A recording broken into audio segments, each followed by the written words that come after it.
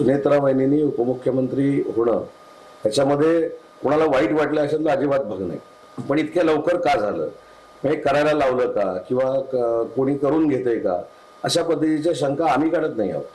तुम्ही जर सोशल मीडियावर गेला किंवा इलेक्ट्रॉनिक मीडियाची बातमी बघत असताना खाली येणाऱ्या जर तुम्ही कमेंट्स बघितल्या तर या महाराष्ट्रातल्या जनतेच्या लोकांच्या मनातल्या शंका आहे.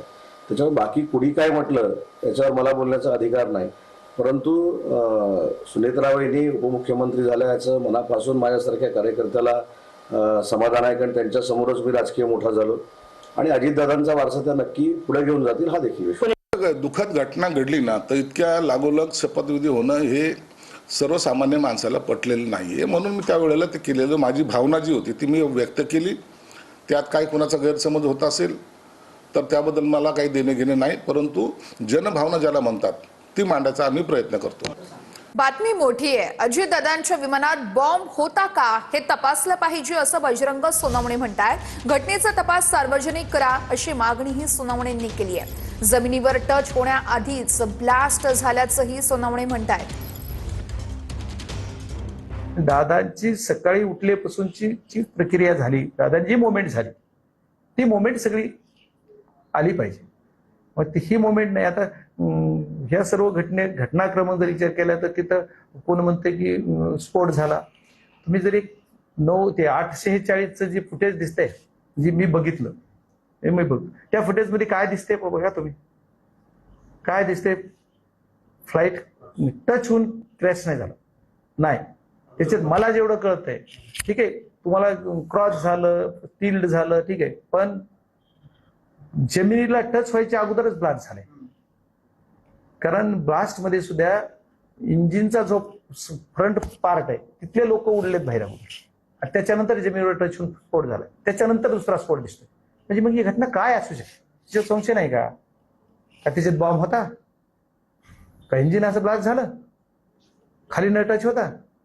म्हणजे मी काय टेक्निकली माणूस नाही एवढा, पण मला जे स्वप्न पडत नाही, ती मला जे दिसतंय तुमचा प्रथमदर्शी जे दिसतंय डोळ्याला ते बघतो. त्या ज्या उच्चस्तरीय समिती रॉला दिलं तरी काय प्रॉब्लेम नाही, दिलं पाहिजे. आणि सार्वजनिक करायला काय अडचण आहे? और एवढी मोठं माणूसच गेला तर सार्वजनिक नाही करायला त्याच्यात काय अडचण आहे?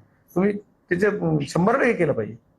माझं स्वतःचं मत आहे, केलं पाहिजे सार्वजनिक, काय प्रॉब्लेम. काय झालं याची सगळी चौकशी, त्याच्याकडे रेकॉर्ड होते ना सगळं, मग ती जर रेकॉर्ड झालेलं असेल त्याच्यानुसार हे सगळं बाहेर आलं पाहिजे. प्राथमिकदर्शीच आलं पाहिजे, प्राथमिकच एकदा बाहेर आलं पाहिजे. त्याच्यानंतर पुन्हा काय तुम्हाला जी सार्वजनिक करायला अडचण आली तर सार्वजनिक करताना सगळं पूर्ण कंप्लीट करून सार्वजनिक करू दे.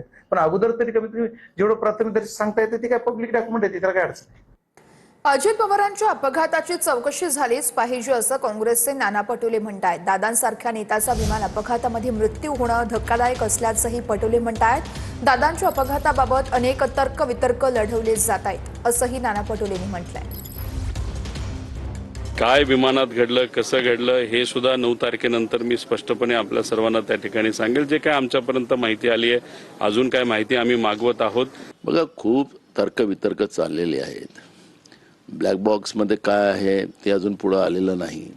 अजित पवारांसारखा एका मोठ्या नेत्यांचा या पद्धतीनं विमान दुर्घटनेमध्ये त्यांचा मृत्यू होणं हे महाराष्ट्रासाठी शॉकिंग आहे.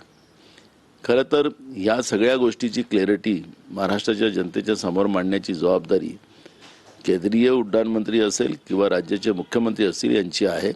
हा जो संभ्रम आहे, मोठ्या प्रमाणात याच्यावरची चर्चा सुरू झालेली आहे की हा घात आहे, अपघात नाही. हे खऱ्या अर्थानं काय वस्तुस्थिती आहे तिन्ही राज्याच्या समोर आहे. मुख्यमंत्र्यांनी आणि किंवा केंद्रीय मंत्र्यांनी याची भूमिका स्पष्ट केली पाहिजे. बघूयात पुढची बातमी. अजित पवार यांच्या विमान अपघात प्रकरणामध्ये क्लीन चिट देऊ नये असं हर्षवर्धन सपकाळांनी म्हटलंय.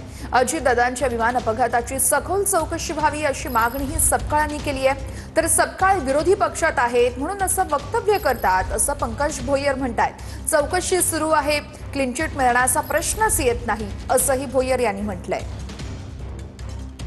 पार्थ पवारांना जशी क्लीन चिट देऊन टाकली तशी विमान अपघाताची क्लीन चिट देऊन मोकळं न होता त्याची सखोल चौकशी करावी ही आमची मागणी आहे. विमान अपघातात नक्की त्याची सखोल चौकशी व्हावी. संशय हा घोघावतोय, अनेक प्रश्नांची उत्तर मिळत नाही आहे आणि एक लोकनेता गेल्यानंतर त्याची पारदर्शक पद्धतीने चौकशी झालीच पाहिजे. नाही, हर्षवर्धन सपकाळ हे विरोधी पक्षात असल्यामुळे ते विरोधकांची भूमिका सतत त्या ठिकाणी मांडत असतात. ह्या संदर्भात क्लीन चिटचा विषयच येत नाही. जी दुर्दैवी घटना झाली त्या संदर्भात योग्य चौकशी होऊन योग्य त्या ठिकाणी कार्यवाही करण्यात